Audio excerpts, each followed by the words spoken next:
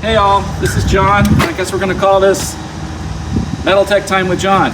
Today I'm going to talk to you about measuring the height of your suspension, because that's what we do here is suspension. So what we're going to do is we're going to always measure from the center of our wheel hub straight up to the fender, and that tells us what our height is. That's before we ever do anything to the truck.